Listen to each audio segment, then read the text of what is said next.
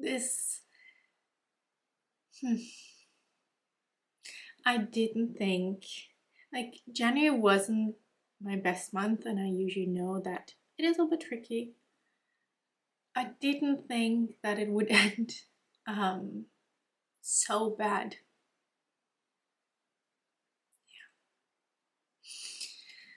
Yeah. Okay, let's talk about it. So I have plantar fasciitis again, which is super frustrating. I've had it so many times. I talked about it before, so yeah.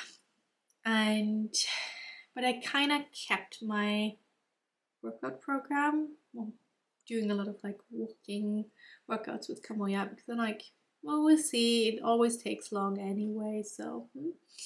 And on Thursday, I had aqua aerobics, and I was so pumped and did quite a lot already in the warm up, quite like jumping and everything. And then in the middle of it, I suddenly had like a sharp pain in my heel, and that is usually a sign that my fasciitis has gotten a bit worse, because I have put a lot of too much pressure on it, obviously. So I think I should have warmed up more and taken it more slow. Yeah.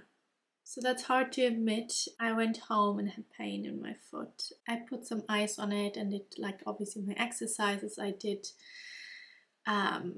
putting some Voltaren on it, but yeah, it has been better the past 2 days now, but I know that I have to change how I'm working out once again.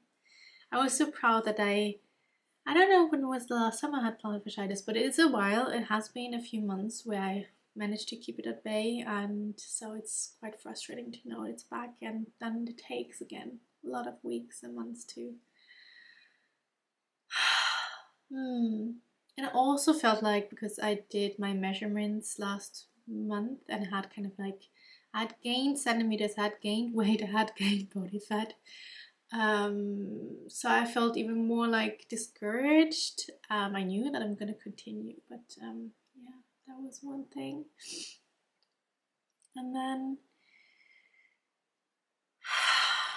then I had to go to the dentist yesterday, and I have to say I have had a lot of awful experience at the dentist when I was younger. I usually would be so nervous that my whole body is so tight that my feet are up in the air until I realized, and then I put them down, and then it would start over again because I would be so afraid.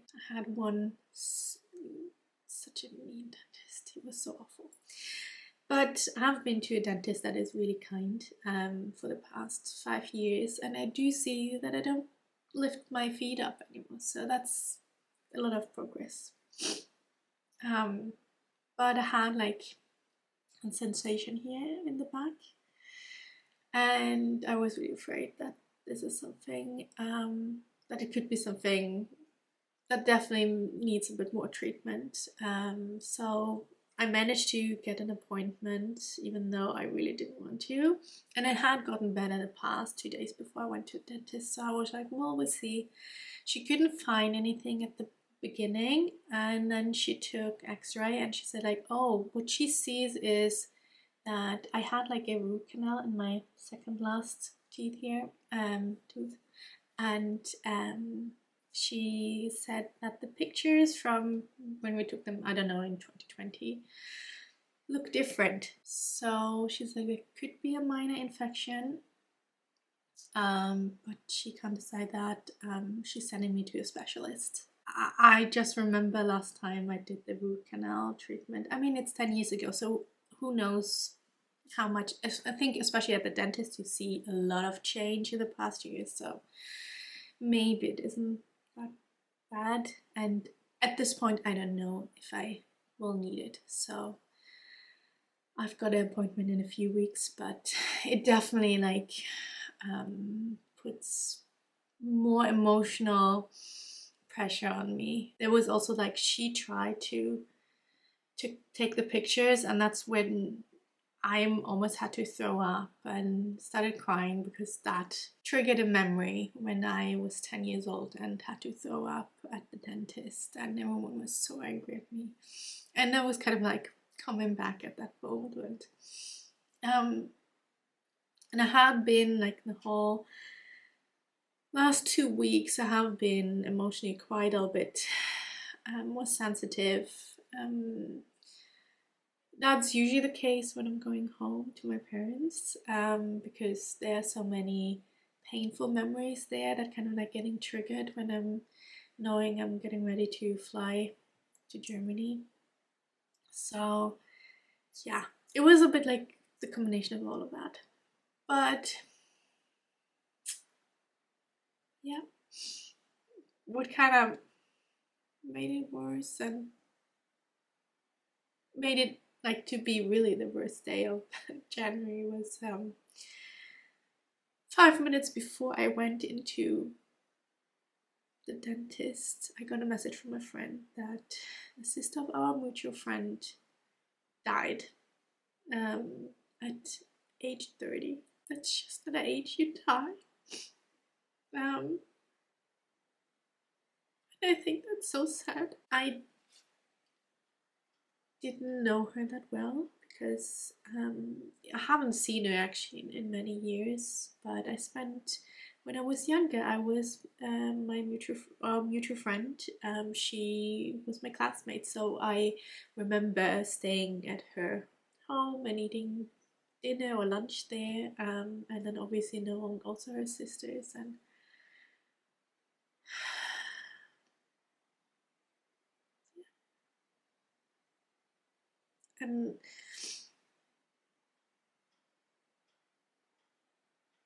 that is just really, really sad. And then to just kind of like end the day yesterday, right before I was about to leave, I realized I had made a big mistake at work. Thankfully, a colleague recognized it and kind of could correct it, but it definitely was it the icing on the cake in a negative sense? Probably. I kind of wanted to be angry at myself for doing a mistake because that's just something I really try to avoid, and it would give quite a lot of trouble for several other people, but thankfully everyone gave me some slack on that day, and I knew I had to do that to myself as well. Mistakes happen. I'll have to learn from it. This was an awful day. I can't believe she's gone. You know, I do not want to make just happy memories on social media because I already think there's a skewed viewpoint on that.